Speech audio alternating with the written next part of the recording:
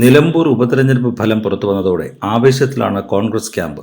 തൃക്കാക്കരയും പുതുപ്പള്ളിയും പാലക്കാടും ഇപ്പോൾ നിലമ്പൂരും പിടിച്ചെടുത്തതോടെ വരുന്ന നിയമസഭാ തെരഞ്ഞെടുപ്പിൽ ശക്തമായി തിരിച്ചുവരുമെന്ന പ്രതീക്ഷയിലും ആത്മവിശ്വാസത്തിലും കോൺഗ്രസ് എത്തുമ്പോൾ ഒട്ടനവധി ചോദ്യങ്ങളും ഉയരുന്നു.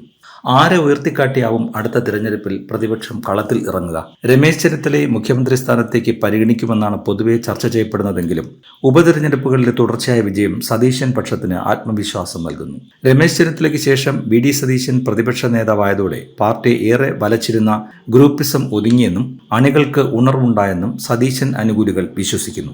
ഇവർ സതീശന് പിന്നിൽ അണിനിരക്കുകയാണ്.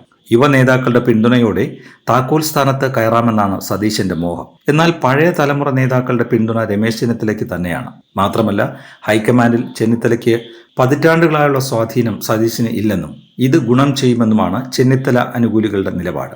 പോര് രൂക്ഷമായാൽ സാക്ഷാൽ കെ.സി. വേണുഗോപാലിനെ തന്നെ മുഖ്യ കസേര ഏൽപ്പിക്കുമോ എന്ന ആശങ്ക കേരള നേതാക്കൾക്കുണ്ട്. എന്തായാലും നിലമ്പൂർ ഉപതെരഞ്ഞെടുപ്പിന് പിന്നാലെ കോൺഗ്രസിൽ അധികാരത്തിനായുള്ള ചരടുവലികൾ മുറുകുകയാണ്. ഇപ്പോൾ എം.പി. സ്ഥാനത്തിരിക്കുന്നവർ പോലും അടുത്ത നിയമസഭാ തെരഞ്ഞെടുപ്പിൽ മത്സരിച്ച് മന്ത്രിസ്ഥാനത്ത് എത്തണമെന്ന് ആഗ്രഹിക്കുന്നവരാണ്. പാർട്ടി അനുവദിച്ചാൽ മത്സരിക്കുമെന്ന് യു.ഡി.എഫ് കൺവീനർ അടൂർ പ്രകാശ് തന്നെ തുറന്നു പറഞ്ഞിട്ടുണ്ട്. കൊടിക്കുന്നിൽ സുരേഷും നിയമസഭാ മോഹങ്ങളുമായി ഏറെക്കാലമായി നടക്കുകയാണ്.